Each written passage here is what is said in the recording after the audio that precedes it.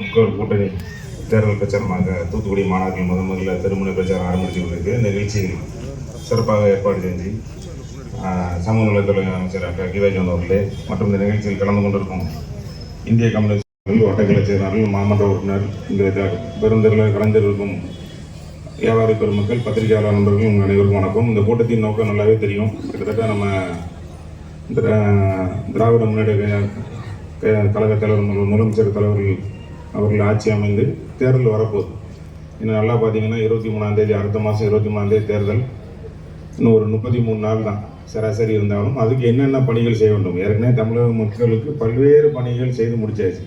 தேர்தல் நேரத்தில் நம்ம கழக தோழராக இருக்கட்டும், அனைத்து கூட்டணி கட்சி தோழராக இருக்கும், பல்வேறு வழியில் அவங்க நம்ம தேர்தல் வெற்றிக்காண்டி பாடுபட்டு கொண்டு வராங்க. இப்போ நம்ம என்ன செய்யணும் அப்படின்னா, ஏற்கனவே தமிழ்நாட்டில் 4 அணி ஆயிட்டு பல்வேறு கட்டங்களாக, அதாவது தேர்தல் தான் வருவாங்க, உங்களுக்கு நல்லா தெரியும். அதை ஏற்கனவே தமிழ்நாட்டில் ஆண்ட கட்சி அதிமுக இருந்தாலும் சரி, அது கூட இப்போ அதிமுக கட்சி தற்சமயம் அதாவது ஒரு ஏலம் எடுப்பாங்க, டெண்டர் எடுக்கிற மாதிரி. இப்போதைக்கு டெண்டர் எடுத்திருக்க பிஜேபி கட்சியாக இருந்தாலும் சரி, புதியதாக வந்திருக்க தாவாக்க உள்ளிட்ட எந்த கட்சியாக இருந்தாலும் சரி, தேர்தல் நேரத்தில் வேட்பாளரே அவங்களால செலக்ட் பண்ண முடியல. பல்வேறு கட்டங்களாக வேட்பாளர் செலக்ட் பண்ணாலும் இங்கே வாக்கு வங்கி வாங்கிக்கலான்னு வராங்க. தமிழ்நாட்டில் என்னென்ன செய்ய முடியுமோ நம்ம முதலமைச்சர் அவர்கள் தலைமையில் பல்வேறு நலத்திட்டங்களாக அதை எல்லாருக்கும் எல்லாம், அதாவது ஒரு உதாரணத்துக்கு பிறந்த பிள்ளைனா கர்ப்பிணி பெண்களுக்குள்ள திட்டத்தை சொல்கிறேன். பிறந்த பிள்ளையிலேருந்து 70 வயசு முதியவர் வரைக்கும் நம்ம கழக தலைவர்கள் ஆட்சியில் சிறப்பாக இடம்பெற்று நடைபெற்று கொடுக்கு. அதுமாதிரி எந்தெந்த பகுதி என்ன வேலை வேணும், இதுக்கு முன்னாடி சொன்ன மாதிரி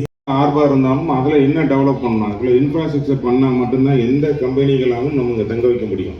ஏன்னா எல்லார் வீட்லேயும் தமிழ்நாட்டில் கல்வி அறிவு உள்ளவங்க கிட்டத்தட்ட 95% மேலே வந்தாச்சு. எல்லார் வீட்லையும் படித்தவங்க இருக்காங்க, அவங்களும் வேலைக்கு போகணுங்கிற எண்ணத்தில் இருக்காங்க. நம்ம கட்சிக்கார வீட்டில் இருக்கட்டும், கூட்டணி கட்சியாக இருக்கட்டும், அனைத்து பகுதியிலும் ஒரு கூலி வேலை பார்த்தாலும் அவர் மகன் பார்த்தீங்கன்னா படித்த பையங்களாக தான் இருப்பார்.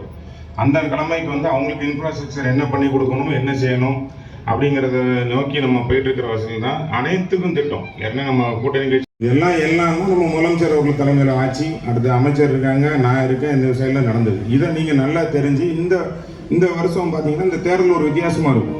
ஏன்னா ஏடிஎம்கே டிஎம்கே மாற்றி வாக்களித்தாங்க. சில பேர் ஏடிஎம்கே கைப்பற்றி வச்சுருந்தாங்க. மக்கள் நம்மளுக்கு வாக்களிக்க ரெடியாக இருக்காங்க. அதை நம்மளோட பாகனுக்கு போலிங் ஸ்டேஷனுக்கு எப்படி கொண்டு சேர்க்கணும், அதை தான் நம்ம பண்ணணும். பல்வேறு குறை சொல்லலாம், நிறைய சொல்லலாம். இந்தியாவோட வெளியுறவு கொள்கை தவறான மோசமான மோடி, நம்ம கேஸ் தட்டுப்பாடு, நிறைய தட்டுப்பாடுகள் வருது. விலைவாசி இருக்கட்டும், பெட்ரோல் போட முடியாது. இப்போ ஒப்பேத்தி ஓட்டிகிட்டு இருக்கு. நல்ல ஒப்பேத்தி ஓட்டினா வர்ற பொதுமக்கள் நீங்கள் தான் அதை முடிவு செய்ய முடியும். கூட்டணி கட்சி வேலையை நம்ம பார்ப்பாங்க. நம்ம கழக தலைவர் வேட்பாளர் அறிவிப்பார். அப்போ நீங்கள் உங்களுக்கு தெரியும், நம்மளோட வெற்றியை உறுதி செஞ்சு வருங்காலத்தில் இதே வேலை தான். இந்த வெயில் நிறைய அடிக்கி சாயந்தர நேரத்தில் நீங்கள் வேலை பார்த்தாலும் சரி, நிறைய பேர் வருவாங்க. அவங்களுக்கு அந்த ஸ்ட்ரக்சர் தெரியாது வேலை பார்க்குறது.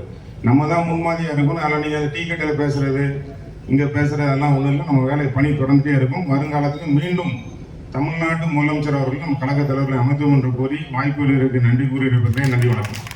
முதல்ல முதலமைச்சராக இருக்கட்டும், நம்மளோட துறை அமைச்சராக இருக்கட்டும், அனைவரும் இங்கே உள்ள அமைச்சர்லேருந்து எல்லாம் பார்வைப்பட்டு அதை அகலமாக்கிறோம்னு பண்ணாங்க.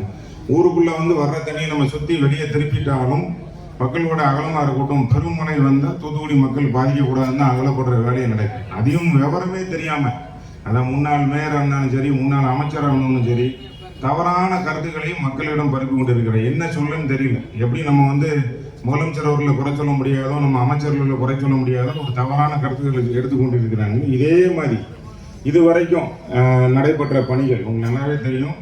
மாநகராட்சி உருவானாலும் சரி, நகராட்சி இருந்தாலும் சரி, எந்த ஒரு பணிகளும் இந்த மாதிரி நடக்காது. அதுக்கு ஏன்னு சொல்கிறேன், அவங்க சொல்லலாம். கிட்டத்தட்ட 4000க்கும் மேற்பட்ட சாலை போடப்பட்டு உள்ளது. நான் சொல்கிறது 100 மீட்டர் இருந்தாலும் சரி, 100 அடியாக இருந்தாலும் சரி, அந்த சாலை கொண்டு வந்திருக்கு. அடுத்த நம்ம ஊரில் பார்த்தீங்கன்னா என்டர்டெயின்மெண்ட் பிளேஸ் கிடையாது. ஒன்லி அங்கே பார்த்தீங்கன்னா ரோச் பார்க் மட்டும்தான் போகும். ரோச் பார்க் பக்கத்தில் யாரும் நைட்டில் இரவு போக முடியாது. அந்த இரவும் போக முடியாமல் இருக்கிறதுக்காண்டி தான் கிட்டத்தட்ட இப்போ 53க்கும் மேற்பட்ட பார்க்கு கொண்டு வந்தாச்சு. இது எல்லாமே எந்த இடத்துல எல்லாம் பொதுமக்கள் போய் நீங்கள் பொழுதுபோக்கி நம்மளோட பிள்ளைங்கள் எல்லாம் பாதுகாப்பாக சூழ்நிலை. அதை நிறைய இடத்துல பார்த்தீங்கன்னா சமூக விதைகள் இருந்தாலும் தூத்துக்குள்ள அந்த தொந்தரவு இல்லாமல் அங்கங்கே பாதுகாக்கப்பட்ட பகுதியாக அறிவிக்கப்பட்டு போயிட்டு கொண்டு இருக்கிறது.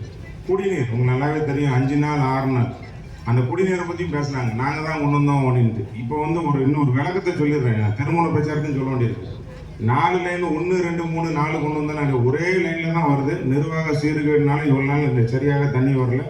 அந்த லைன் மூலிமா கிட்டத்தட்ட மாநகராட்சியில் உள்ள 60 வார்டு இந்த தூத்துக்குடியில் வந்து கிட்டத்தட்ட 52 வார்டாக இருந்தாலும் ஓட்டப்பாடத்தையும் சேர்ந்துருக்கு 60 வார்டும் தினசரி தண்ணி வந்துட்டு இருக்கு. ஒரு சில இடத்துல பழைய லைன் புது லைன் சேர்ந்து வந்துகிட்டு இருக்கும். அதனால அந்த லைனை கட் பண்ணுற வரைக்கும் அது மட்டும் பழைய லைன்லேருந்து மாறணுங்கிறதுக்காண்டி, அதாவது சுகாதாரமான குடிநீர் குடிக்கிறதுக்காண்டி. ஏன்னா பழைய லைன் 8 அடி 9 அடி 10 அடி கிடக்கு. 10 அடியில் நம்ம ஊரில் நீர் ஊற்று இருக்குது. இப்போ நம்மளோட பாதாள சாக்கடை லைனு கீழே போயிட்டு இருக்கு.